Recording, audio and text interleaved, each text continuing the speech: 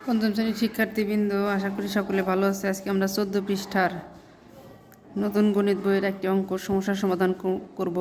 গ্রামবাসীরা গ্রামের রাস্তা মেরামতের জন্য টাকা তোলার সিদ্ধান্ত নিলেন। গ্রামে অতগুলো পরিবার আছে, প্রত্যেক পরিবার যদি এত টাকা করে জমা দেয় তাহলে সর্বমোট কত টাকা হবে। এখানে কিন্তু আমাদের গুণনের একটা অপশন দেওয়াই আছে, গুণ।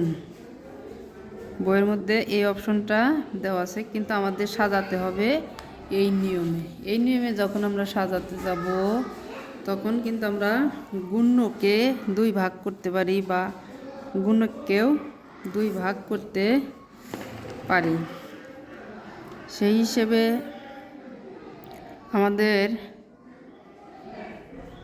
3392 গুণ 780।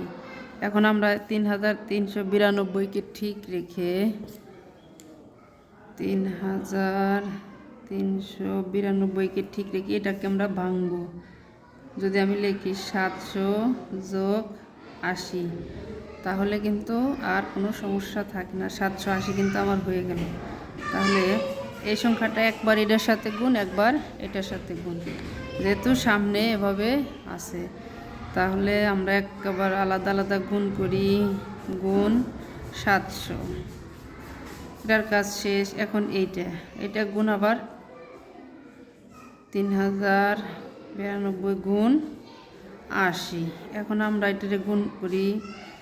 গুণের ক্ষেত্রে আমরা সাধারণত শূন্য দুটো ডান পাশে বসিয়ে দিব, শূন্যকে 0 0। এখন 7 × 14, 4 হাতের 1, 7 নং 63 আর 1 64, 4 হাতের 6, 3 নং 27 আর 6 3 নং 27 আর 6